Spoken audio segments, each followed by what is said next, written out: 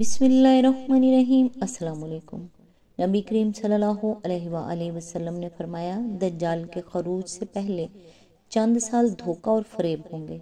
सच्चे को झूठा बनाया जाएगा और झूठे को सच्चा बनाया जाएगा। खयानत करने वाले को अमानतदार बना दिया जाएगा और अमानतदार को खयानत करने वाला करार दिया जाएगा। और इनमें रुबेजा गुफ्तगू करेंगे। पूछा गया, रुबेजा कौन है? यानी घटिया, यानी फासिक व फाजिर लोग। ये लोगों के अहम मामलात में रायज़नी करेंगे। मुस्नद अहमद हदीस नंबर 1664।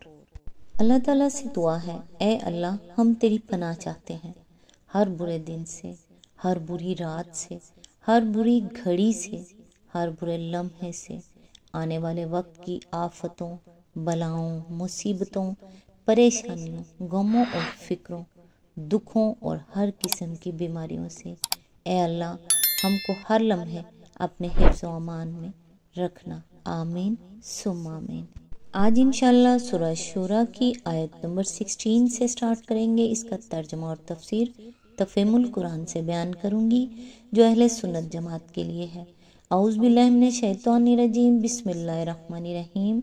अल्लाह की दावत पर लब्बैक कहे जाने के बाद जो लोग लब्बैक कहने वालों से अल्लाह के दीन के मामले में झगड़े करते हैं, उनकी हुज्जतबाजी उनके रब के नज़दीक बातिल है और उन पर उसका गज़ब है और उनके लिए सख्त अजाब है।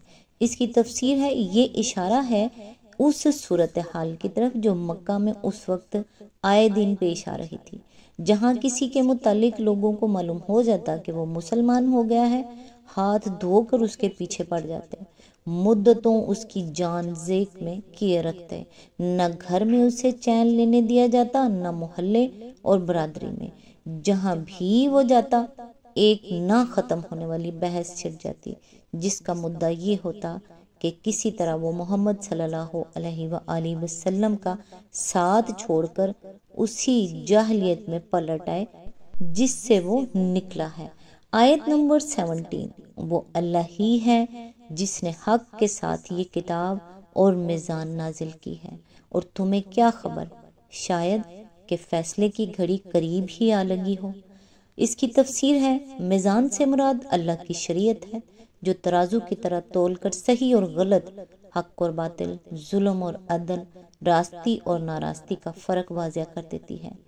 ऊपर नबी सल्लल्लाहु अलैहि वसल्लम की ज़ुबान से ये कहलवाया गया था कि उमिरतु लिआदिला बैनकुम, यानी मुझे हुक्म दिया गया है कि तुम्हारे दरमियान इंसाफ करूं। यहाँ बता दिया गया कि इस किताब पाक के साथ वो मीज़ान आ गई है जिसके ज़रिए से ये इंसाफ कायम किया जाएगा। इसी आयत के ज़िमन में आगे फरमाया, यानी जिसको सीधा होना है बिला ताख़ीर सीधा हो जाए। फैसले की घड़ी को दूर समझकर टालना नहीं चाहिए। एक सांस के मुतालिक भी आदमी यकीन के साथ नहीं कह सकता कि इसके बाद दूसरे सांस की इसे मोहलत जरूर ही मिल जाएगी। हर सांस आखिरी सांस हो सकता है। आयत नंबर 18। जो लोग इसके आने पर ईमान नहीं रखते वो तो उसके लिए जल्दी मचाते हैं, मगर जो इस पर ईमान रखते हैं वो इससे डरते हैं और जानते हैं कि यकीनन वो आने वाली है। खूब सुन लो, जो लोग उस घड़ी के आने में शक डालने वाली बहसें करते हैं वो गुमराही में बहुत दूर निकल गए हैं। आयत नंबर 19। अल्लाह अपने बंदों पर बहुत मेहरबान है, जिसे जो कुछ चाहता है देता है और वो बड़ी कुव्वत वाला और ज़बरदस्त है। इसकी तफसीर है, असल में लफ्ज़ लतीफ़ुन इस्तेमाल हुआ है जिसका पूरा मफ़हूम मेहरबान से अदा नहीं होता। इस लफ्ज़ में दो मफ़हूम शामिल हैं। एक ये कि अल्लाह अपने बंदों पर बड़ी शफ़क़त और अनायत रखता है, दूसरे ये कि वो बड़ी बारीक बीनी के साथ उनकी दकीक तरीन ज़रूरियात पर भी निगाह रखता है, जिन तक किसी की निगाह नहीं पहुंच सकती, और इन्हें इस तरह पूरा करता है कि वो खुद भी महसूस नहीं करते कि हमारी कौन सी ज़रूरत कब किसने पूरी कर दी। फिर यहाँ बंदों से मुराद महज अहले ईमान नहीं बल्कि तमाम बंदे हैं, यानी अल्लाह का ये लुत्फ उसके सब बंदों पर आम है। اسی آیت کے ضمن میں آگے فرمایا مطلب یہ ہے کہ اس لطیف عام کا تقاضا یہ نہیں ہے کہ سب بندوں کو سب کچھ یکساں دے دیا جائے، اگرچہ وہ اپنے خزانوں سے دے سب ہی کو رہا ہے، مگر اس عطا اور دین میں یکسانیت نہیں ہے۔ کسی کو کوئی چیز دی ہے تو کسی دوسرے کو کوئی اور چیز، کسی کو ایک چیز زیادہ دی ہے تو کسی اور کو کوئی دوسری چیز فراوانی کے ساتھ عطا فرما دی ہے۔ اسی آیت کے ضمن میں آگے فرمایا یعنی اس کی عطا و بخشش کا یہ نظام اس کے اپنے زور پر قائم ہے، کسی کا یہ بلبوتا نہیں ہے کہ اسے بدل سکے یا زبردستی اس سے کچھ لے سکے یا کسی کو دینے سے اس کو روک سکے۔ آیت نمبر 20، جو کوئی آخرت کی کھیتی چاہتا ہے اس کی کھیتی کو ہم بڑھاتے ہیں، اور جو دنیا کی کھیتی چاہتا ہے اسے دنیا ہی میں سے دیتے ہیں، مگر آخرت میں اس کا کوئی حصہ نہیں ہے۔ اس کی تفسیر ہے، گزشتہ آیات میں دو حقیقتیں بیان کی گئی تھیں جن کا مشاہدہ ہم ہر وقت ہر طرف کر رہے ہیں۔ ایک یہ کہ تمام بندوں پر اللہ تعالیٰ کا لطف عام ہے، دوسرے یہ کہ اس کی عطا و بخشش اور رزق رسانی سب کے لیے یکساں نہیں ہے، بلکہ اس میں فرق و تفاوت پایا جاتا ہے۔ اب اس آیت میں بتایا جا رہا ہے کہ اس لطف اور رزق رسانی میں جزء تفاوت تو بے شمار ہیں، مگر ایک بہت بڑا اصولی تفاوت بھی ہے، اور وہ یہ ہے کہ آخرت کے طالب کے لیے ایک طرح کا رزق ہے اور دنیا کے طالب کے لیے دوسری طرح کا رزق۔ یہ ایک بڑی اہم حقیقت ہے جسے ان مختصر الفاظ میں بیان فرمایا گیا ہے۔ ضرورت ہے کہ اسے پوری تفصیل کے ساتھ سمجھ لیا جائے، کیونکہ یہ ہر انسان کو اپنا رویہ متعین کرنے میں مدد دیتی ہے۔ آخرت اور دنیا دونوں کے لیے صحیح و عمل کرنے والوں کو اس آیت میں یکساں تشبیہ دی گئی ہے۔ جو زمین تیار کرنے سے لے کر فصل کے تیار ہونے تک مسلسل عرق ریزی اور جانفشانی کرتا ہے، اور یہ ساری محنتیں اس غرض کے لیے کرتا ہے کہ اپنی کھیتی میں جو بیج وہ بو رہا ہے اس کی فصل کاٹے اور اس کے پھل سے متمتع ہو، لیکن نیت اور مقصد کے فرق اور بہت بڑی حد تک طرز عمل کے فرق سے بھی آخرت کی کھیتی بونے والے کسان اور دنیا کی کھیتی بونے والے کسان کے درمیان فرق عظیم واقع ہو جاتا ہے۔ اس لیے دونوں کی محنتوں کے نتائج و ثمرات بھی اللہ تعالیٰ نے مختلف رکھے ہیں، حالانکہ دونوں کے کام کرنے کی جگہ یہی زمین ہے۔ آخرت کی کھیتی بونے والے کے متعلق اللہ تعالیٰ نے یہ نہیں فرمایا کہ دنیا اسے نہیں ملے گی، دنیا تو کم یا زیادہ بہرحال اس کو ملنی ہی ہے، کیونکہ یہاں اللہ جل شان کی لطف عام میں اس کا بھی حصہ ہے، اور رزق نیک و بد سبھی کو یہاں مل رہا ہے۔ لیکن اللہ نے اسے خوشخبری دنیا ملنے کی نہیں بلکہ اس بات کی سنائی ہے کہ اس کی آخرت کی کھیتی بڑھائی جائے گی، کیونکہ اسی کا وہ مطالبہ ہے اور اسی کے انجام کی اسے فکر لاحق ہے۔ اس کھیتی کے بڑھائے جانے کی بہت سی صورتیں ہیں، مثلا جس قدر زیادہ نیک نیتی کے ساتھ اور آخرت کے لیے عمل صالح کرتا جائے گا اسے اور زیادہ نیک عمل کی توفیق عطا کی جائے گی، اور اس کا سینہ نیکیوں کے لیے کھول دیا جائے گا۔ پاک مقصد کے لیے پاک ذرائع اختیار کرنے کا جب وہ تہیہ کر لے گا تو اس کے لیے پاک ہی ذرائع میں برکت دی جائے گی، اور اللہ اس کی نوبت نہ آنے دے گا کہ اس کے لیے خیر کے سارے دروازے بند ہو کر صرف شر ہی کے دروازے کھلے رہ جائیں، اور سب سے زیادہ یہ کہ دنیا میں اس کی تھوڑی نیکی بھی آخرت میں کم از کم 10 گنا تو بڑھائی ہی جائے گی، اور زیادہ کی کوئی حد نہیں ہے، ہزاروں لاکھوں گنا بھی اللہ جس کے لیے چاہے گا بڑھا دے گا۔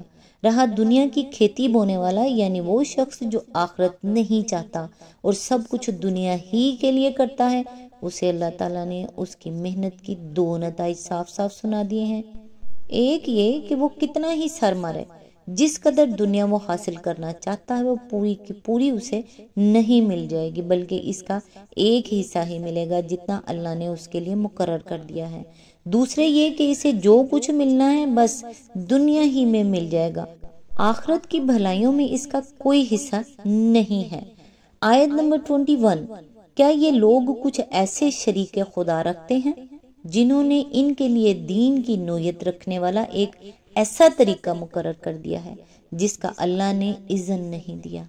اگر فیصلے کی بات پہلے طے نہ ہو گئی ہوتی تو ان کا قصہ چکا دیا گیا ہوتا۔ یقیناً ان ظالموں کے لیے دردناک عذاب ہے۔